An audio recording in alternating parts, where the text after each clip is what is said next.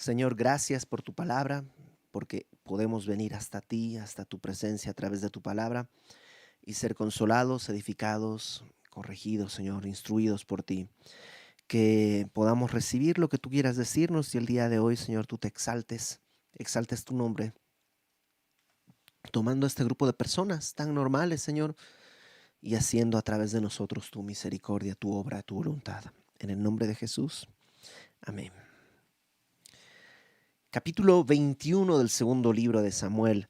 Y si ustedes lo recuerdan, em, la semana pasada vimos esta especie de rebelión que Sebas intentó armar en contra del rey David y cómo termina Seba, perdón, no Sebas, Seba es que era malo, parecían dos, pero Seba termina perdiendo la cabeza y el capítulo 21 rompe un poco la cronología que hemos estado siguiendo, porque los hechos que están en el capítulo 21 no, no tienen un lugar exacto en dónde pueden perdón, cuándo pudieron haberse dado. Eh, es muy probable que la primera parte que vamos a ver ahora haya sucedido mm, casi al inicio del reinado de David. Si tú recuerdas, David fue elegido en primer lugar solo por un pequeño grupo y el resto estaba pues buscando todavía bajo el linaje de Saúl. Y es después que toda la nación son 7 años más o menos, si mal no recuerdo, que tarda en que la nación entera reconozca ahora a David como rey. Bueno, esto está más o menos en esa época. Y vamos, es uno de esos pasajes, ¿cómo te digo? Si la Biblia hubiera tenido un editor humano, no hubiera puesto este pasaje. Porque este pasaje no aporta en nada al prestigio, ya vemos, del rey David o a la historia de Israel.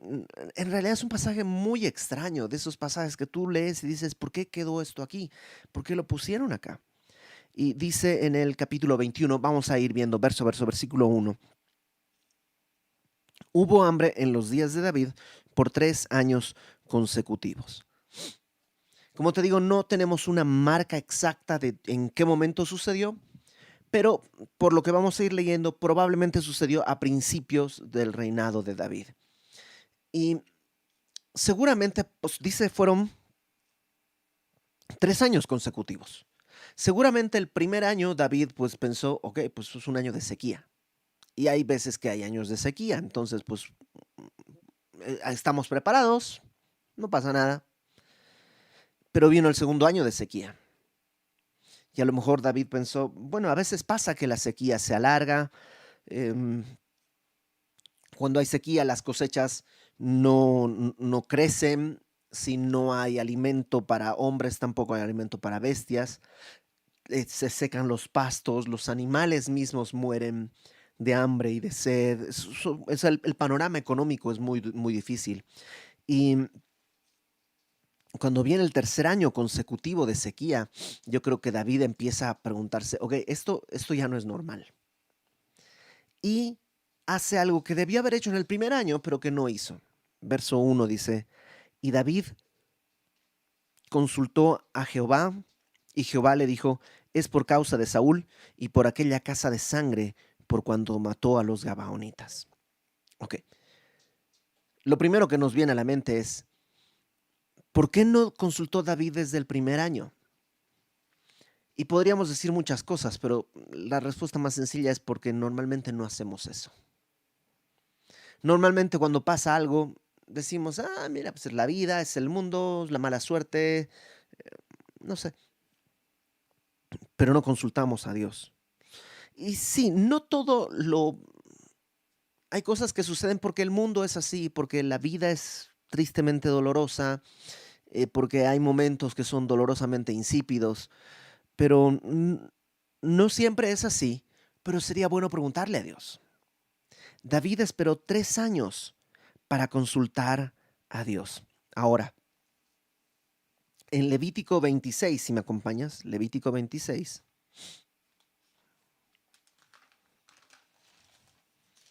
Levítico capítulo 26, verso... mm, voy a leerlo desde el 14. Queremos llegar al verso 19, pero está dentro de todo un contexto. Entonces voy a leerlo desde el 14. Dios está dando algunas ah, consecuencias que van a haber si obedecen y consecuencias si no obedecen a su palabra. Fíjate, Levítico 26, 14 dice, si no me oyereis, ni hicieres todos estos mis mandamientos, y si desdeñares mis decretos, y vuestra alma menospreciare mis estatutos. O sea, Dios está diciendo con mucha claridad, no es como un accidente, sino estás desdeñando sus decretos, menospreciando sus estatutos, no ejecutando todos mis mandamientos, invalidando mi pacto. Yo también haré con vosotros esto, enviaré sobre vosotros terror, extenuación y calentura que consuman los ojos y atormenten el alma, y sembraréis en vano vuestra semilla, porque vuestros enemigos la comerán. Pondré mi rostro contra vosotros y seréis heridos delante de vuestros enemigos, y los que os aborrecen se enseñorearán de vosotros, y huiréis sin que haya quien os persiga. Y si aún con estas cosas no me oyereis, yo volveré a castigaros 7 veces más por vuestros pecados. Fíjate el 19. Y quebrantaré la soberbia de vuestro orgullo, y haré vuestro cielo como hierro y vuestra tierra como bronce. Vuestra fuerza se consumirá en vano, porque vuestra tierra no dará fruto, y los árboles de la tierra no darán su fruto. Entonces, la sequía no era solamente no sé, una mala etapa, un mal clima. La sequía también podía ser una disciplina de Dios. Y eh, David debió buscar al Señor en el primer año, porque no es normal que haya tanta sequía. Debió haberlo buscado y debió haber escuchado de Dios, que Dios le hubiera dicho, uy, perdón, que Dios le decía, no es casualidad, David, no es una sequía normal, es que no estás caminando bien. Bueno, no solo tú, el pueblo.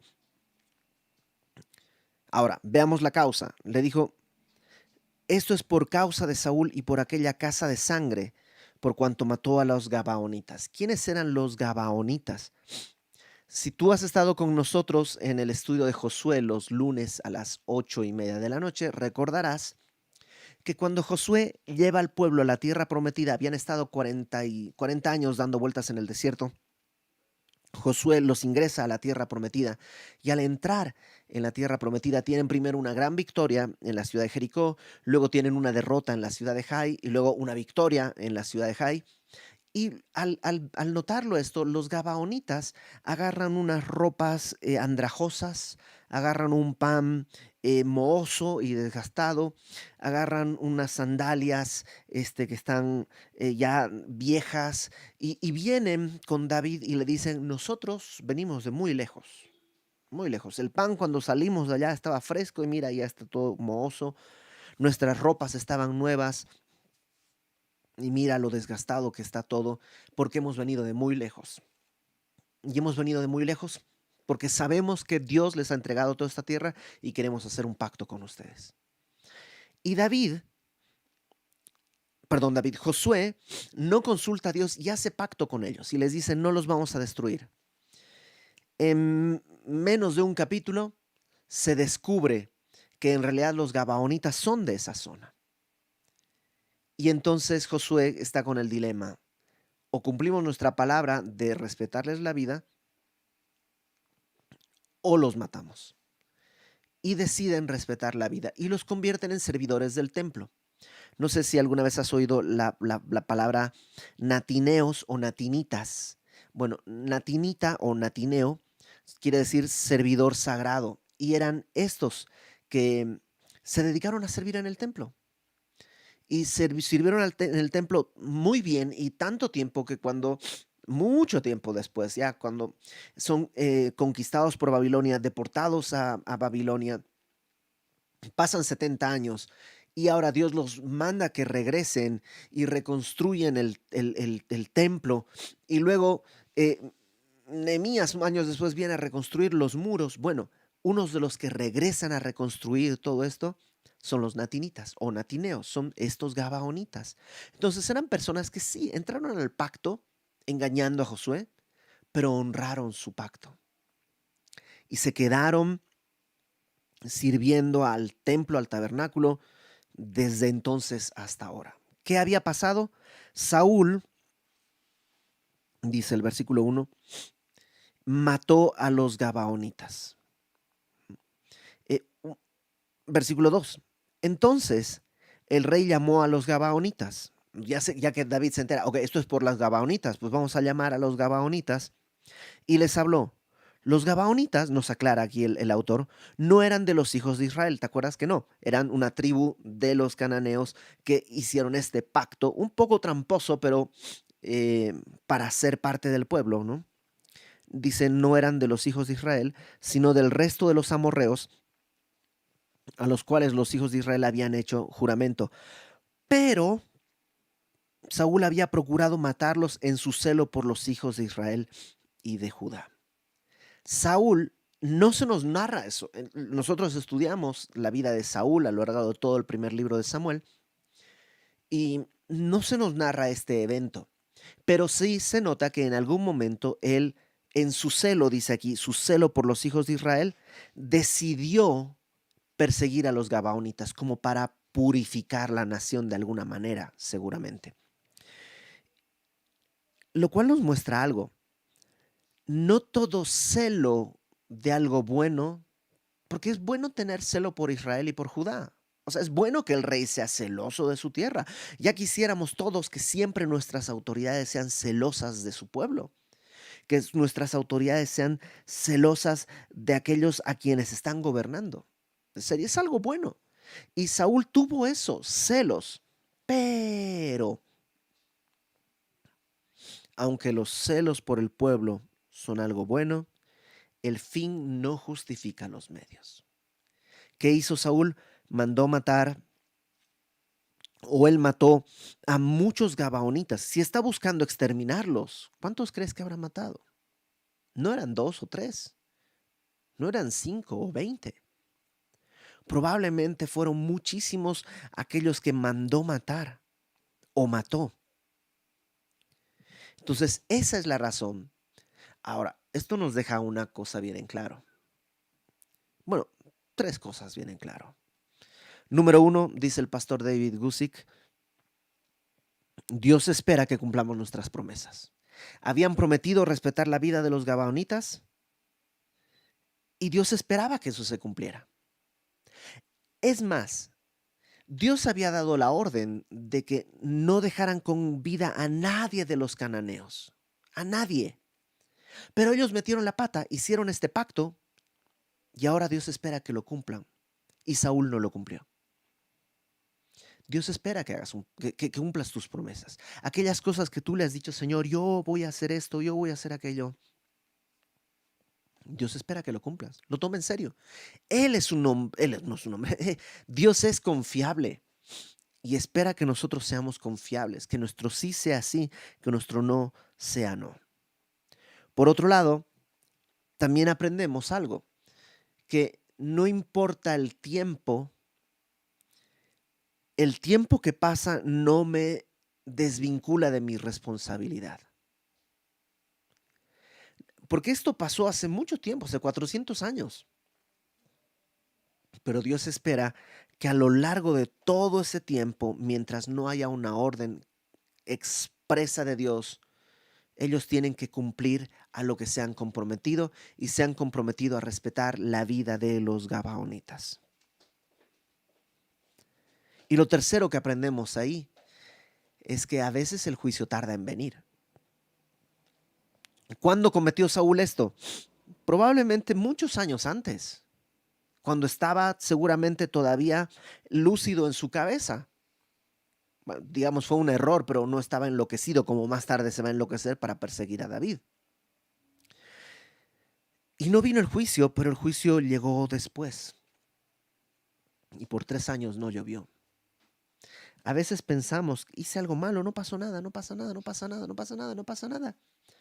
Pero Si no hay arrepentimiento, todavía estamos muy a expensas de que el juicio de Dios caiga sobre nosotros. Si hay arrepentimiento, puede que haya consecuencias, sí. Si yo he pecado, pero me he arrepentido, tal vez voy a vivir consecuencias de mi pecado, pero ahí va a estar la mano de Dios sosteniéndome. Ahora, ¿no te das cuenta la misericordia de Dios? Porque Dios pudo haber dicho, bueno, ya, no pasa nada, sigamos adelante, era en otra gestión, era en otro mandato, otro rey, sigamos adelante. Pero no, Dios quiere purificar a su pueblo. Eh, Hay un dicho, ¿no?, que se usa a veces esto, lo que no fue en tu daño no hace daño. En realidad, sí, como pueblo, Dios está sosteniendo un juicio contra el pueblo porque el representante del pueblo había caminado en pecado. ¿Sabes de qué me habla esto? Necesitamos orar por misericordia, porque nuestros gobernantes, ojo, no estoy metiéndome en política, yo no hablo de política, cualquier partido que sea, cualquier corriente que sea, cualquier ideología que sea que nos gobierne, son hombres que están en pecado y van a hablar a nombre del pueblo contra Dios, probablemente mintiendo, pecando, y puede ser que seamos hallados responsables de eso, incluso cuando no seamos directamente responsables. Como nación podemos padecer. Oremos por nuestras autoridades. Que Dios ponga temor en sus corazones. Que no se les haga fácil la mentira, el robo, la corrupción, el desprecio por el valor de la gente, de la vida humana. En otras palabras, oremos porque conozcan de Jesucristo. Ok, versículo 3. Dijo pues David a los Gabaonitas: ¿qué haré por vosotros, o qué satisfacción os daré para que bendigáis la heredad de Jehová? En aquella época era muy común el concepto de la restitución. La restitución es: si yo he robado, estoy llamado a restituir, es decir, a no solo pagar, robé 10 pesos, pues va a pagar 10 pesos, no, sino además restituir parte del agravio. Y eso era un concepto que ese es un concepto que está en la Biblia. Qué importante es no solo pedir perdón cuando he pecado contra alguien, sino buscar la restitución del daño que he podido haber ocasionado.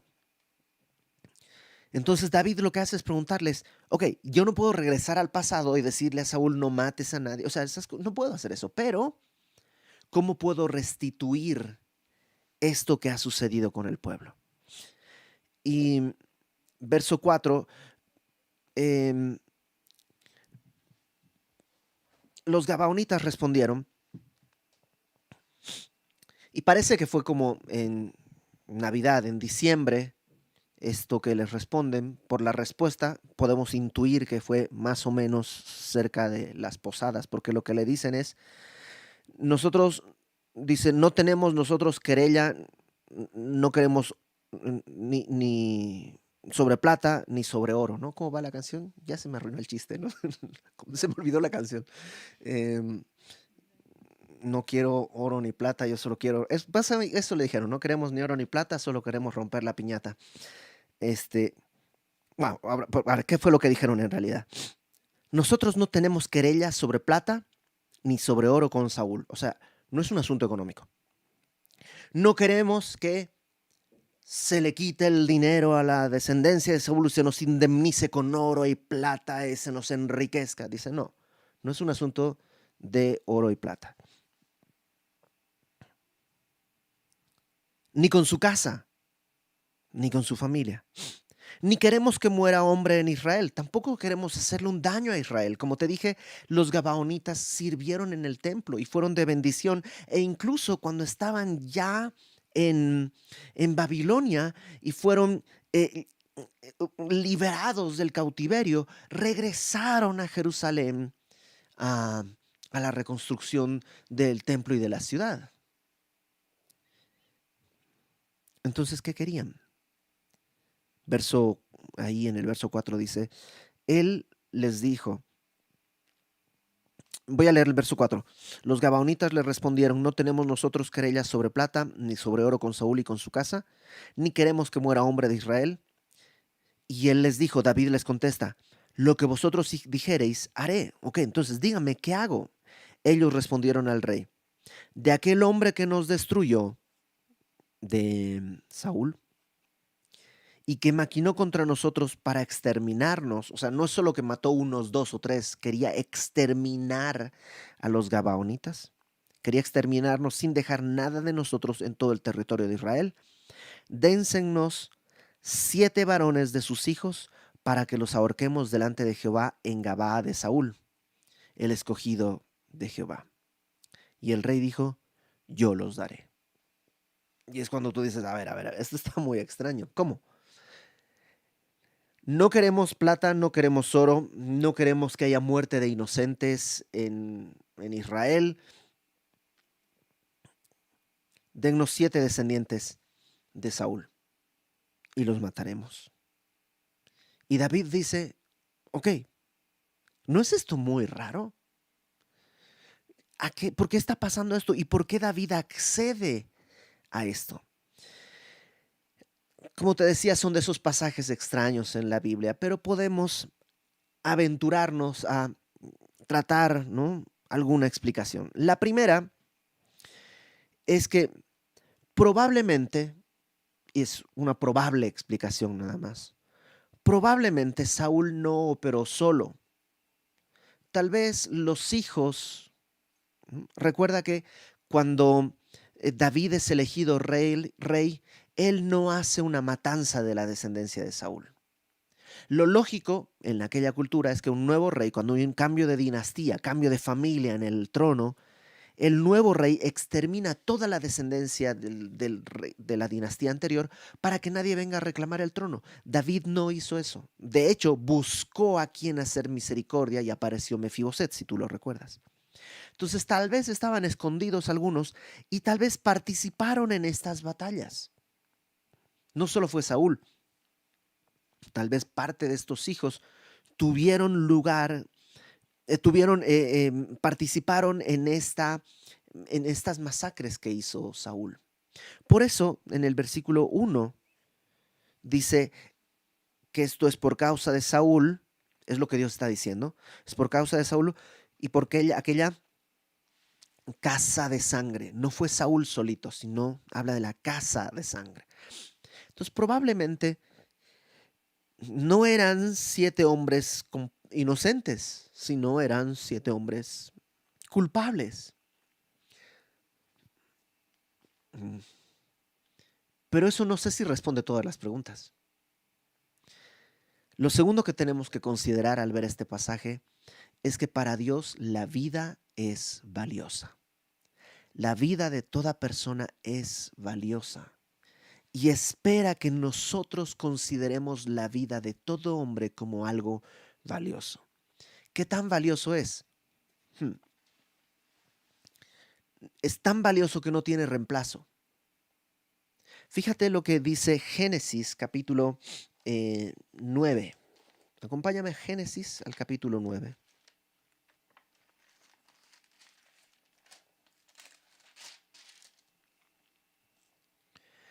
Versículo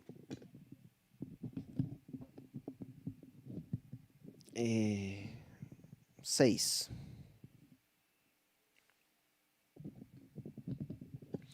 Esta escena está, perdón, esta escena está justo cuando está saliendo Noé del arca. Este es un nuevo mundo. ¿Mm? Han muerto todos, toda vida en la tierra ha sido eliminada. Noé, junto con sus 3 hijos, Sem, Cam y Jafet, y sus esposas, están saliendo a una nueva tierra, a un nuevo mundo. Y Dios le dice, hay un cambio de dieta. Vamos a leerlos desde el versículo 1 del capítulo 9. Bendijo Dios a Noé y a sus hijos, y les dijo, fructificad, multiplicaos y llenad la tierra.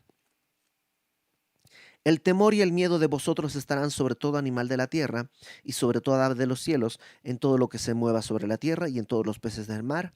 En vuestra mano son entregados. O sea, hay un cambio también en la naturaleza, porque hasta hace 5 minutos estaban todos los animales con Noé en el arca.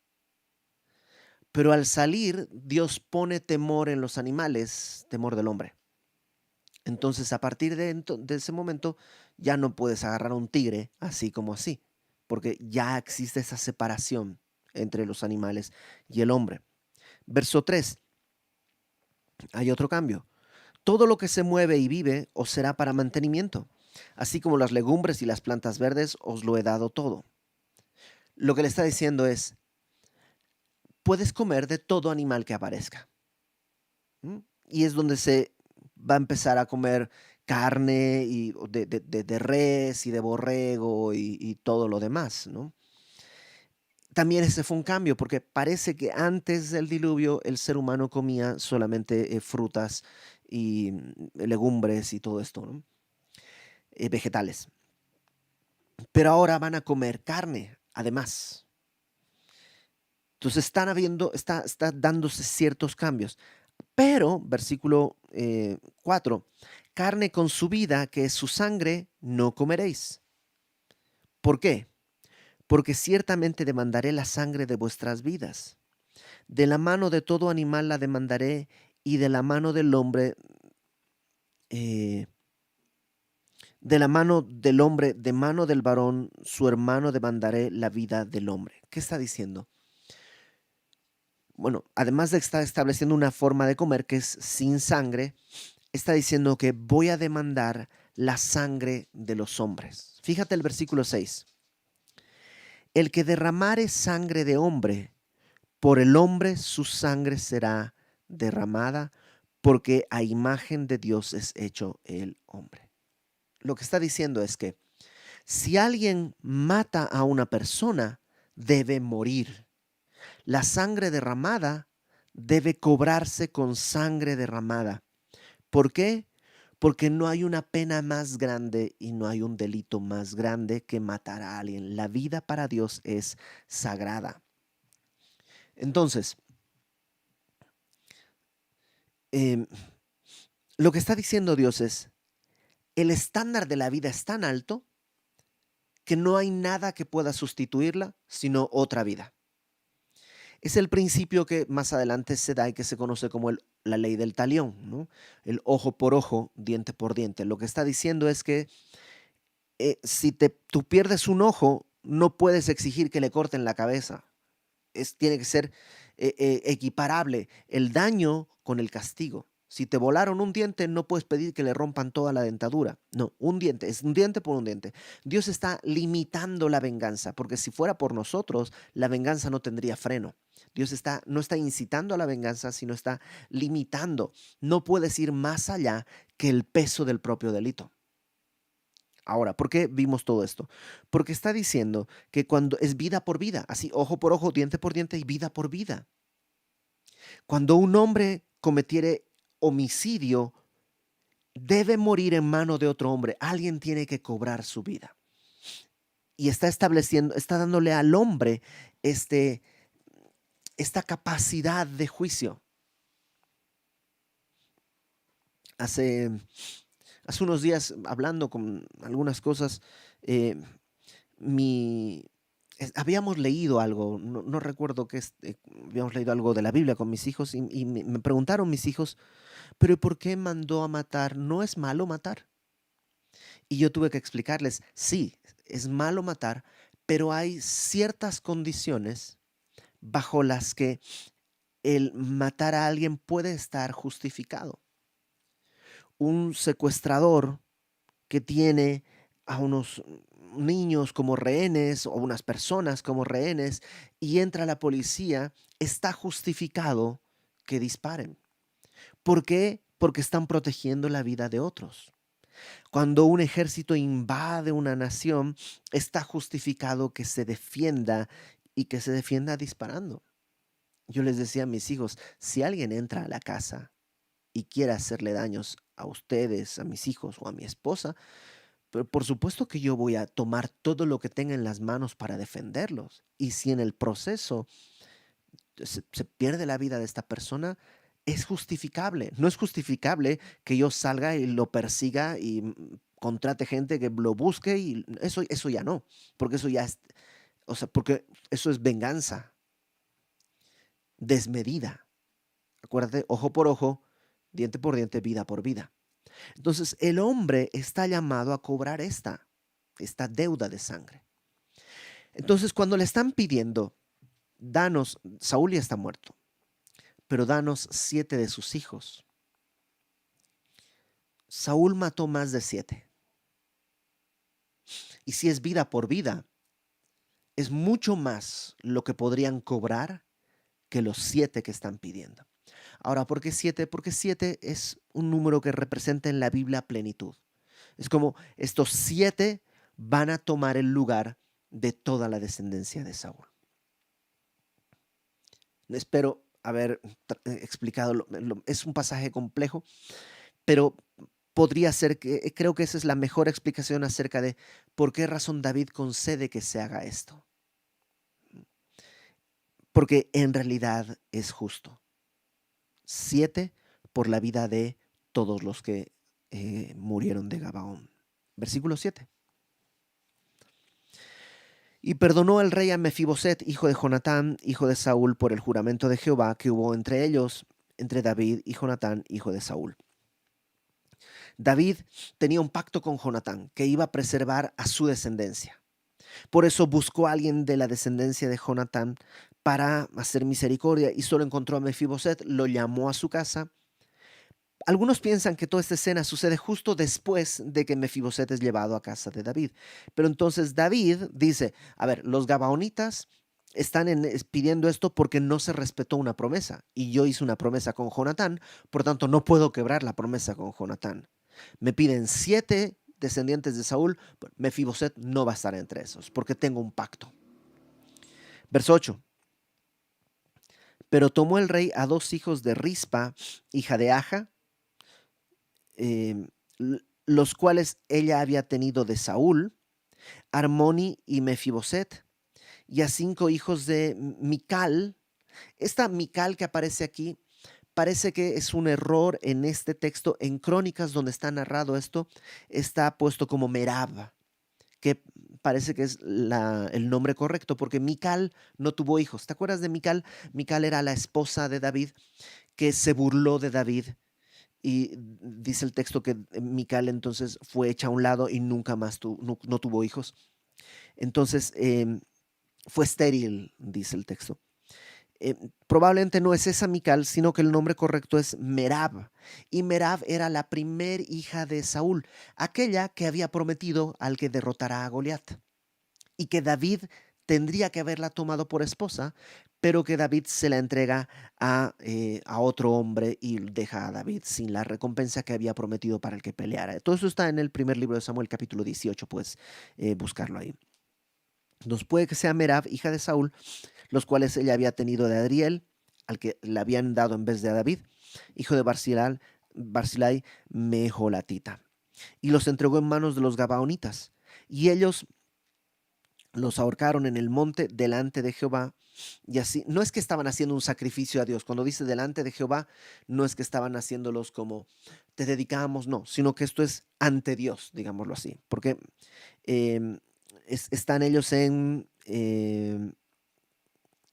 versículo...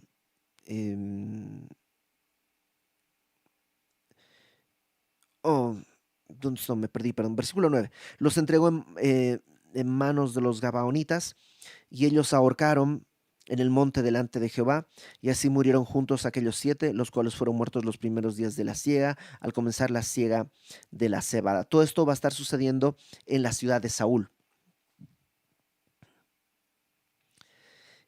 Y en verso 10. Entonces, Rispa, hija de Aja, la mamá de uno de estos, de algunos de estos que murieron, tomó una tela de silicio. La tela de silicio era una tela como de luto, y la tendió para sí sobre el peñasco. Es como que hizo su casita, por decir de alguna manera, desde el principio de la siega hasta que llovió sobre ellos agua del cielo. ¿Mm? Si te recuerdas el verso 9, dice que fueron ejecutados en los primeros días de la siega. Bueno, cuando pasó esto, Rispa va y se pone ahí y pone una tela de silicio sobre el peñasco desde esa época, desde el principio, hasta que llovió. ¿Te acuerdas que no había llovido? Pero se necesitaba resolver este asunto. Cuando ya sacrifican a estos hombres, los matan, se compensa. ¿Te acuerdas este principio de compensación que tiene la Biblia? Entonces Dios hace llover y no dejó que ninguna ave del cielo se posase sobre ellos de día, ni fieras del campo de noche. Estaban colgados, y la idea de colgados no es solo muertos. Para el judío de aquella época, el estar colgado implicaba ser maldito, porque alguien muerto tendría que haber sido sepultado. Dejarlo así expuesto implicaba no solo darle muerte, sino además, em, digamos, faltarle el respeto aún después de muerto. Era como un desprecio muy grande. Entonces están los 7 ahí colgados. em, Rispa está ahí cuidando que las aves no vengan. La idea de que estén colgados es que pues su cuerpo se va a ir pudriendo, las aves se lo van a ir comiendo. Es una muerte como muy desagradable. Y no solo muerte, sino el proceso después de la muerte. Pero está ahí Rispa, así como espantando que no se posen las aves, los animales, que no se coman nada y todo esto. Dice versículo 11. Y fue dicho a David lo que hacía Rispa, hija de Aja, concubina de Saúl. Le dijeron, hay una mujer que está haciendo esto. Entonces David fue y tomó los huesos de Saúl y los huesos de Jonatán su hijo, de los hombres de Jabes de Galad que los habían hurtado de la plaza Bet-Sam. ¿Te acuerdas que Jonatán y Saúl habían sido capturados y estaban en una ciudad filistea? Y los de Jabes de Galad van y los toman y los entierran. Bueno, David ahora va, digamos que exhuma esos cadáveres, se lleva los cuerpos de Saúl, lo que quedaba de los cuerpos de Saúl y de Jonatán. Eh, Voy a leer desde el versículo 11. Fue dicho 12, perdón. Entonces David fue y tomó los huesos de Saúl y los huesos de Jonatán su hijo, de los hombres de Jabes de Galad, que los habían hurtado de la plaza de Betzán, donde los habían colgado los filisteos, cuando Saúl y los huesos de Jonatán su... Perdón, no sé, la iluminación hoy sí me está jugando mal. Perdón, déjenme leer desde el versículo 12. David fue y tomó los huesos de Saúl y los huesos de Jonatán su hijo, de los hombres de Jabes de Galad, que los habían hurtado de la plaza de Betzán, donde los habían colgado los filisteos, cuando los filisteos mataron a Saúl en Gilboa. E hizo llevar de allí los huesos de Saúl y los huesos de Jonatán su hijo, y recogieron también los huesos de los ahorcados, y sepultaron los huesos de Saúl y los de su hijo Jonatán en tierra de Benjamín, en Sela, en sepulcro de Cis, su padre, e hicieron todo lo que el rey había mandado, y Dios fue propicio a la tierra después de esto. Entonces lo que hace David al enterarse de lo que está haciendo esta señora es tener misericordia y toma esos cuerpos y los cuerpos de Jonatán y de Saúl y los lleva a, a darles una sepultura donde está la familia de Saúl. Y, y tú dices, y este pasaje está muy extraño. ¿Qué tiene que ver todo esto? Es muy raro. Bueno, creo que tiene que ver en muchos sentidos con nosotros. El primero es, necesitamos aprender a consultar a Dios desde el primer momento en que las cosas están saliendo, por lo menos extrañas. Porque a lo mejor no he cometido pecado, pero las cosas están sucediendo porque Dios quiere trabajar algo en mí. Pregúntale, ¿qué es lo que Dios quiere trabajar en ti? A lo mejor sí hay pecado, sí hay cosas de las que tenemos que arrepentirnos y Dios a través de las circunstancias nos está queriendo llamar la atención, no para destruirnos, sino para rescatarnos. Creo que también es importante que recordemos que nuestra palabra delante de Dios sí vale. Dios está dispuesto a creer lo que nosotros digamos en el sentido de que espera que cumplamos. Por último, hay momentos en nuestra vida que son tiempos de sequía. Son tiempos de sequía absoluta. Lees tu Biblia cuando la lees y es como comer arena. Seco, insípido, no le entiendo, no, como que hay momentos en que uno piensa, estoy seco, ¿qué tengo que hacer? Pregúntale al Señor, pregúntale al Señor, ¿qué hay en mi vida que necesita ser resuelto delante de ti? A lo mejor he pedido perdón a alguien contra el que pequé, pero no he buscado restituir. Y para Dios la restitución es importante. No solo, sí, órale, perdóname, sino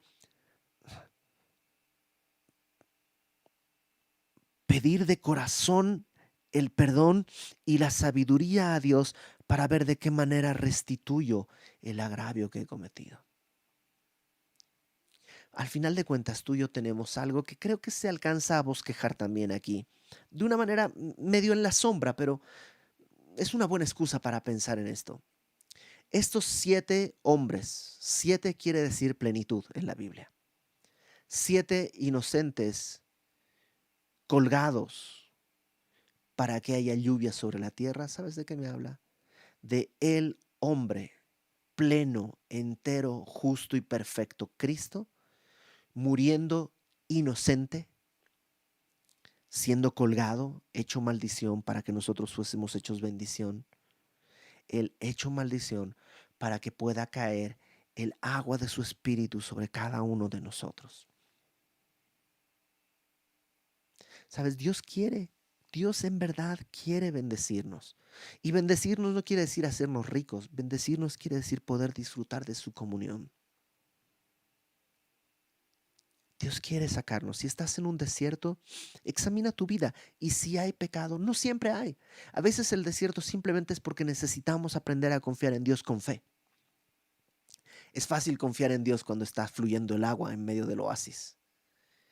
Pero a veces necesitamos aprender a confiar en Dios a través del desierto. Otras veces el desierto es la causa, es la respuesta a pecados que hemos guardado y no hemos confesado. Entonces ponte a cuentas con el Señor. No lo dejes pasar, no lo dejes esperar. El Señor está con la mano extendida. Vamos a orar. Señor, gracias porque tenemos el día de hoy una nueva oportunidad para ponernos a cuentas. Señor, si hubiéramos fallecido, ya no sería el tiempo, pero nos has dado en tu misericordia la oportunidad de el día de hoy pedirte que examines nuestros corazones. Si alguno de mis hermanos se siente que está en un desierto, que no hay fruto, que no hay agua, que el día de hoy pueda escuchar tu voz en exhortación y tú nos digas qué es lo que de nuestra vida tenemos que soltar, qué parte de nuestra vida tenemos que matar para que tú seas exaltado, Señor. Ayúdanos a cumplir siempre nuestras promesas, a no estar pensando que el tiempo va a curar cosas que solo puede curar tu cruz. Pon tu mano sobre nosotros, Padre, en el nombre de Jesucristo, nuestro Salvador. Amén.